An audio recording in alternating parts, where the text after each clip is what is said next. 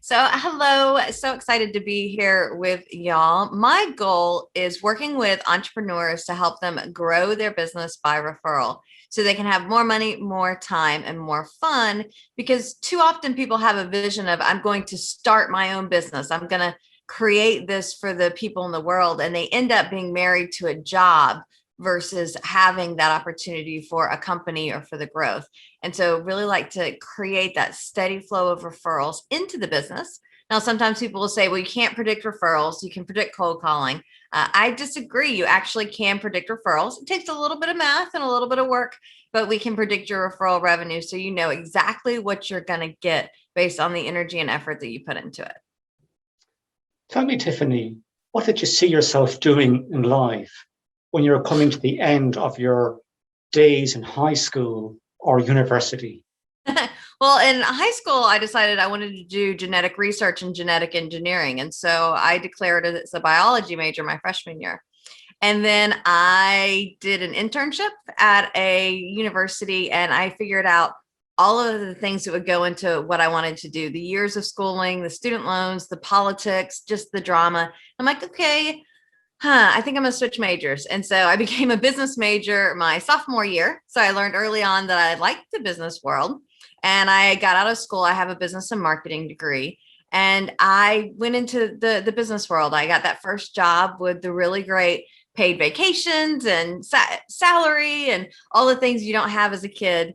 But then in March of 2003, two things happened that really changed my path to get me where I'm at today. The first, my job that I had gotten, the board of directors had gotten together, done some restructuring in the organization, and my position was no longer part of the organization. And they very nicely offered me a severance package or a demotion. The other thing that happened that March, my mom, who had been battling breast cancer for the previous 17 months, was given a terminal diagnosis and maybe a couple weeks left to live. So I took the severance package. So it gave me the opportunity to spend each and every day with her. Now, some of those days was just crawling into the bed and watching TV with her. Other times she'd feel good enough to come sit at the table and have a bite to eat and do a crossword puzzle. I remember there was this one gorgeous summer day that she wanted to go outside and she hadn't been outside in quite a while. So we loaded up her wheelchair, got her outside, and Charlotte, North Carolina, where we lived at the time, is hilly. So you would push her up the hill and then it was like, wee, jump on the back of the wheelchair to fly down. And that time was precious to me. And while some people will hang on for that special occasion, and she actually made it till July, we had the opportunity to celebrate her 47th birthday, had a huge party with all of her friends. And the next day after breakfast, she went to sleep and never woke back up. And I was kind of left with, what am I going to do with my life? I've lost my mom, my best friend. I didn't have a job because I took the severance package so I could be with her. But there was a friend of the family, Jackie, and she would come over at like 10 o'clock on a Monday or 4 o'clock on a Thursday afternoon when everybody else was there in the evenings and the weekends because they had a job. Well, Jackie had her own company. I'm like, oh my gosh, that's what I want to do. I want to have that flexibility and freedom to make my own schedule. So I moved down to Florida to start my promotional products business.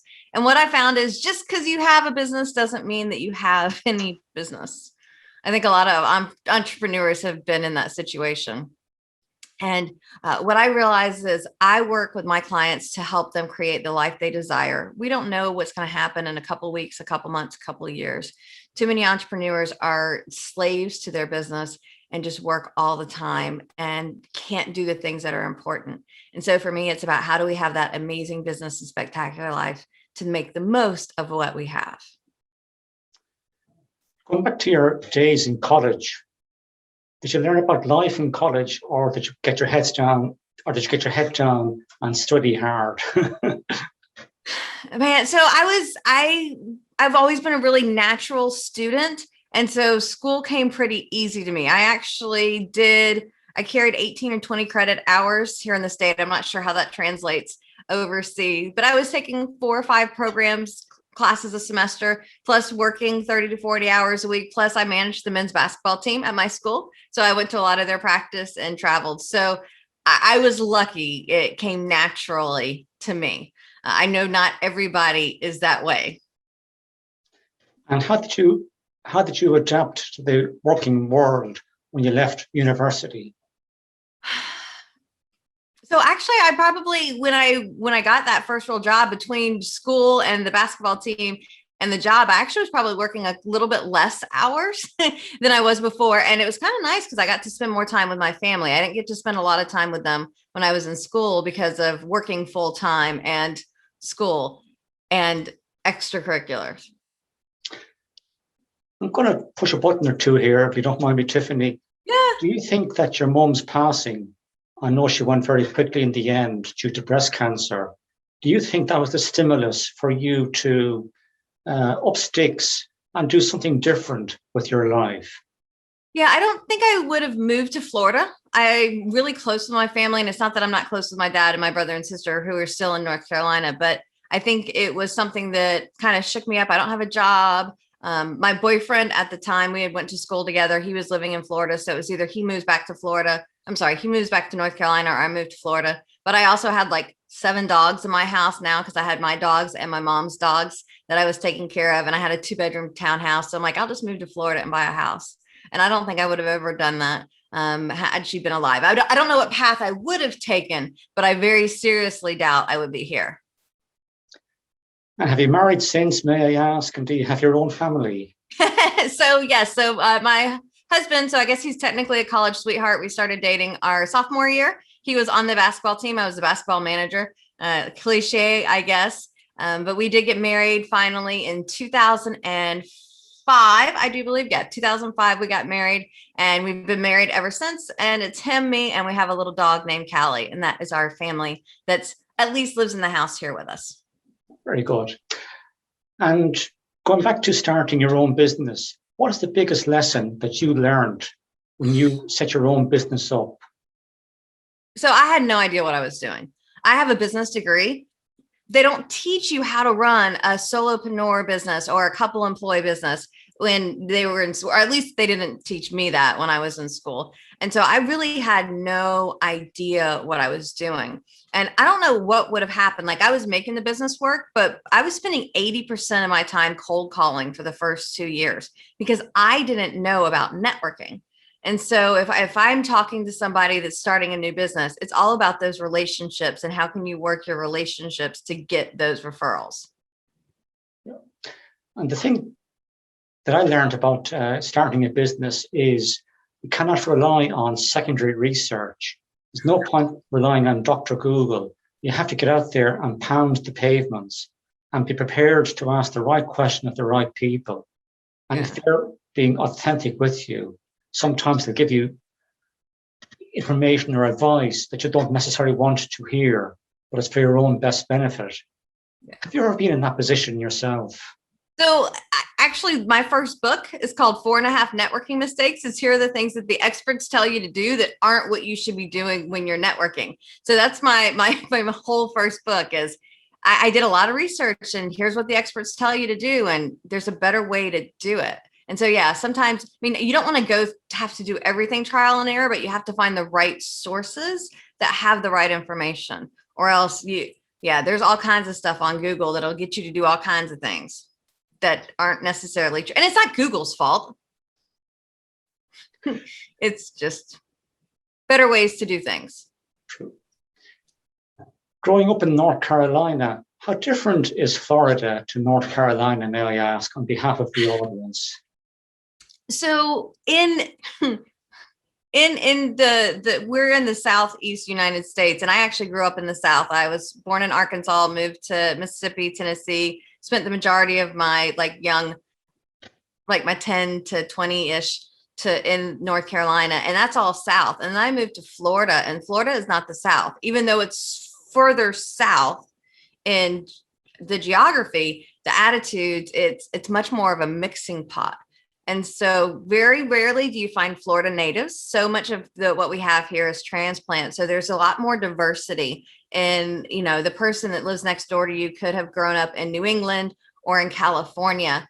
And in Charlotte, Charlotte was more people coming in. It is a bigger city, but there are still a lot of people that were native to Charlotte. Florida, you find very few native Floridians, though I did happen to marry one. Yeah, that's one thing that's always interested me about the United States is people are not afraid to up sticks and move maybe from the East Coast to the West Coast in search of work, uh, or to move from the South up to the North in search of work. It's very Yeah. much an entrepreneurial society, and people are not afraid to take a risk or two to start a new life or to better themselves by moving from one state to another. What's the biggest lesson you'd like to share with the audience about starting your own business? So I think it's really about working the relationships that you currently have. Too many people will say, go out and start cold calling and, just do all this stuff on the internet. But to me, it's about who are the people in my world that could be mentors? Who are people that could be amazing referral sources? Who are the people in the world that if I offer them my products, they would want to buy, not that I have to force it down their throats. And so I really think that we already have, a wide resource of people, whether it's on our social media or in this lovely electronic device, that we can reach out to and ask for their help. And you don't want to overstep. Like, I'm not going to go to Bill Gates and say, hey, will you be my mentor? Because, I'm not going to reach out to the queen and say, I've got to be realistic with who I'm asking. But if it's people that I have relationships with, taking advantage of that without abusing those relationships can be really powerful. And they can give you that knowledge that they were looking for. The United States appears to me to be a very sporting country. What pastimes do you have to help you relax after work? So I have, in the past 2 or 3 years, taken up ice skating. I skate hockey, not figure. So I'm not trying to do the twirls, but I'm also not trying to do hockey. So I like doing hockey. We have a really great complex right around the corner, so it makes it easy to get on the ice. I'm taking lessons because I'm not good at it all. I also, to relax, I like to do yoga. That's a new passion I found. And I'm a big fan of a book. So my husband on the weekends will be like, okay, let's watch the game. And I'll watch the hockey games, or like if my team's playing. Other than that, he can watch the game and I will read a book while he's watching the game. When you say the game, do you mean American football, is it, or soccer, or? My husband's an equal opportunity. He'll watch soccer, y'all's football. He'll watch American football, both college and professional, basketball, baseball. He's much more into sports. He was an athlete, so he watches a lot more sports than I do. Yes. So my team right now is in the hockey playoffs. We won the Stanley Cup, which is our biggest prize last year. So we're hoping for a repeat. Tell me, how has the COVID-19 pandemic impacted your business? So before COVID, I was probably out 4 or 5 days a week going to various speaking engagements, sometimes here locally or sometimes across the country. And when March happened for us, it was St. Patrick's Day, actually, was my very last in-person speaking engagement last year. It was a morning event, and the plan was that afternoon to head to the bar and just take the rest of the day off. But instead, the world shut down. And I think I've done 3 or 4 in-person engagements this year, whereas I would have done 3 or 4 in a week. I've done 3 or 4 this year. And for me, it's given me the opportunity. I am now spending a lot more time here on Zoom. I've been on Zoom since 2017 or 18, so it wasn't brand new for me. What I love about it, though, people are also on Zoom. Before, not as many people are on Zoom, but because they're on Zoom now, it's given me the opportunity to have clients from across the globe instead of just here in my local area or wherever, they would fly me to be. So I have a program called Ignite Your Business, and we have participants from 5 different states. I've got a book club that I'm running, and we have a couple people from the Philippines, Dubai, Israel, India, the UK, the United States. And so it's a much more diverse group that we wouldn't have had the opportunity to be together if not for everybody being forced onto Zoom and getting used to this platform. Tell me about your biggest achievement in your life. I've done lots of really cool things. Writing my first book as an adult, because I actually wrote my first book when I was in 8th grade. Nobody's read it but my brother. He got an A on the book report. But getting that first book off the to-do list was a really powerful thing. The first time I got hired to do an international speaking engagement was really cool. Just being able to like support my husband. We had a promotional products company, sold that, and I let him be semi-retired for a year or two. Now he's back to working. You know, he couldn't stay semi-retired, but it's like, honey, I'll take care of it. You just get to enjoy, because he ran my promotional products business for several years while I was speaking. So I'm like, until you decide what you want to do, just, kind of relax. But he needs things to do. What about the biggest lesson or the harshest lesson you've had in your life to date? So I think sometimes we're waiting for the perfect circumstances. We're waiting for the universe to align, and we just wait for it to happen.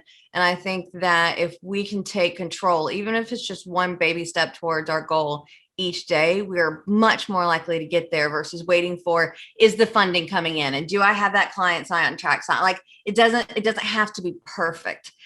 And luckily for me, it's not too much of my behavioral style. I'm very much of a, let me mess it up, but I'll get it right the next time type. I see too many people that are afraid of messing up. And so they're in the same place that they are 10, 15, 20 years later.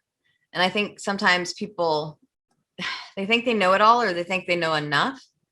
And I think you really want to be pouring knowledge into your head. What new things can you learn? Because sometimes it's those little easy things that can make a huge difference. But if we never step out of our comfort zone, we never get the knowledge, and then we'll just be where we've always been. Looking at politics in the United States, we went from Barack Obama to President Trump, and then we have Joe Biden now as president. Do you think politics has become very diverse or divisive, I should say, in the United States?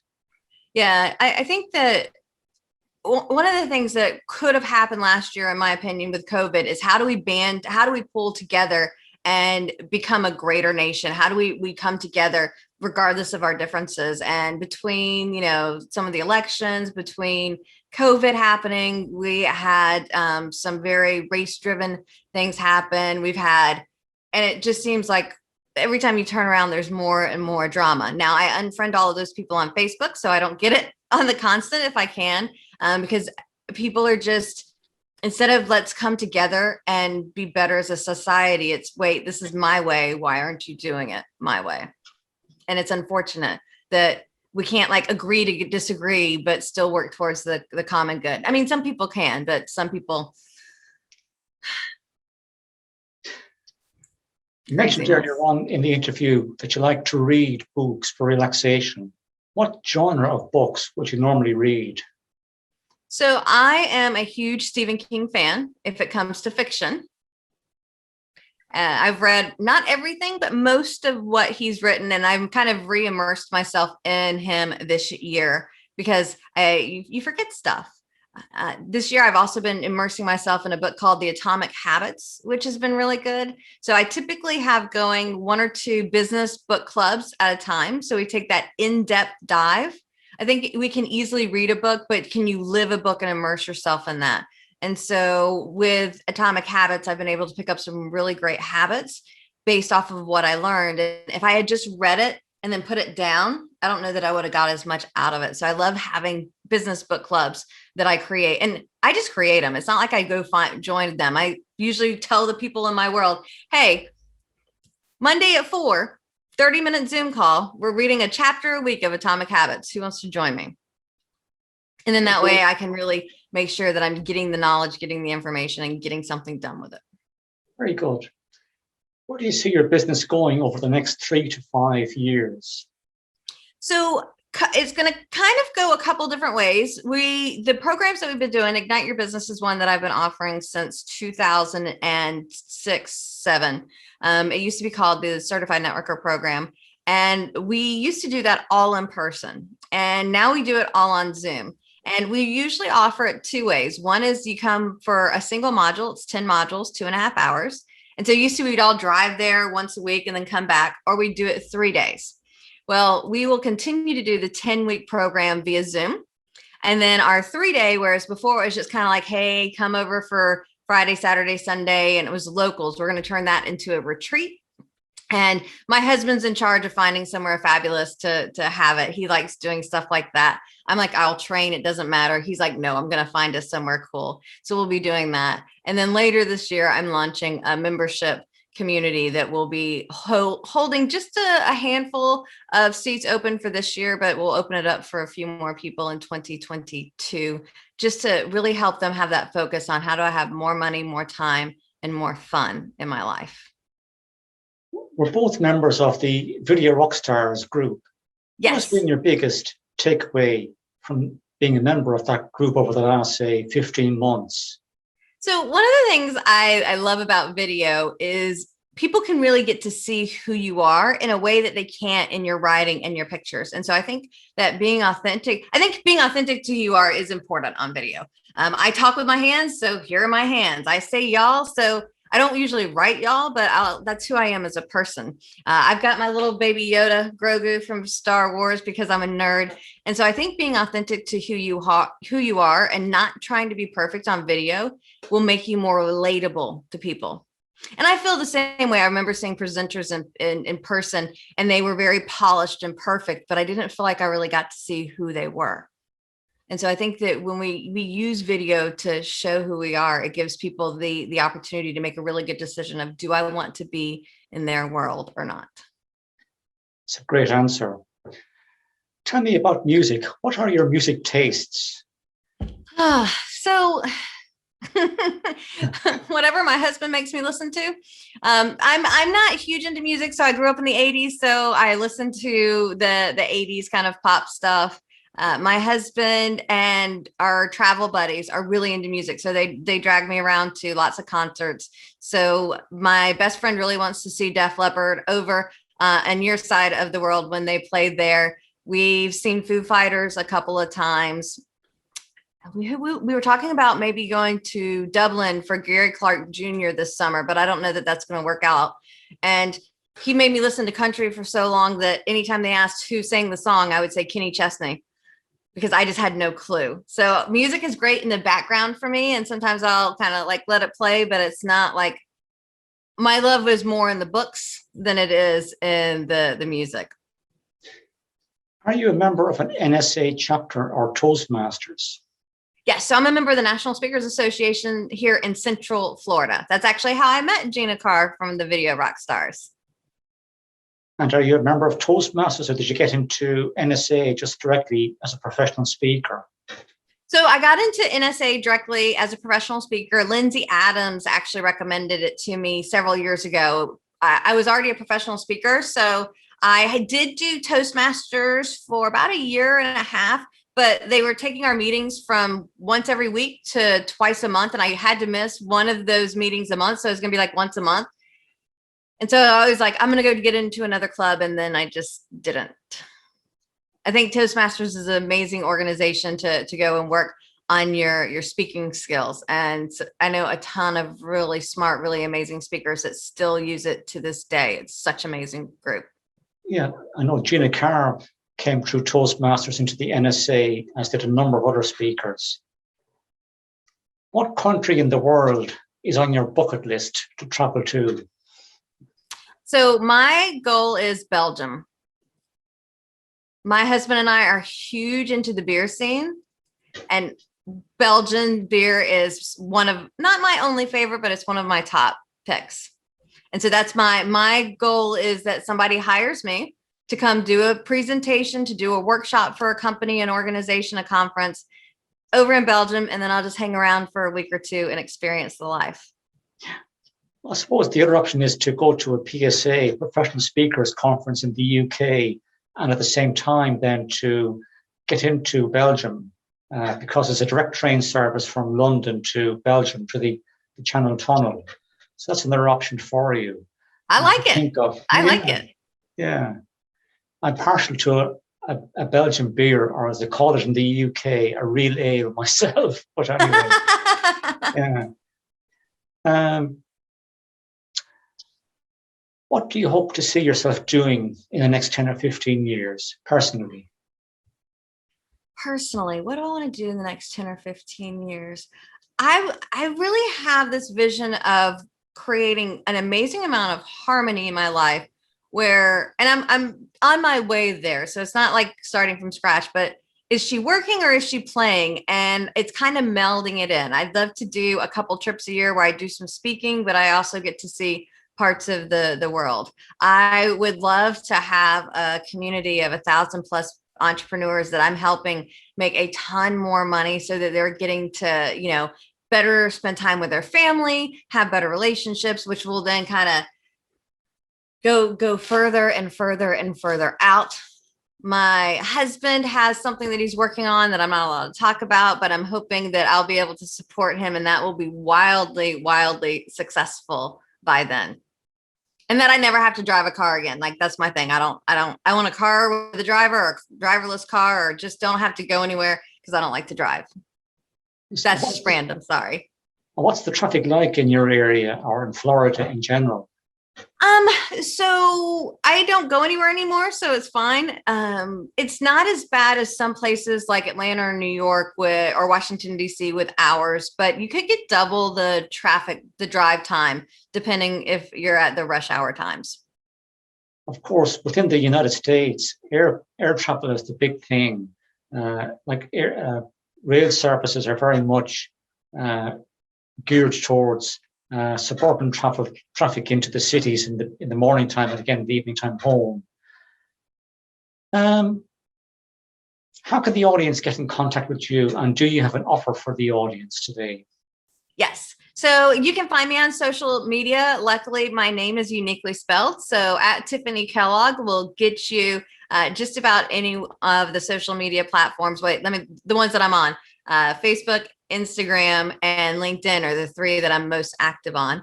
And I do have a Facebook group. And so it's facebook.com/group/more with Tiffanie. And I just give you tips on more money, more time, and more fun. Just make sure you put in Tiffanie, Tiffanie, Kellog, Kellog. And then the offer that I have an online coaching program. It's called More Referrals, 5 Steps to Referral Success. Comes out over 5 weeks. No charge for that you can check out because you want more referrals in your business.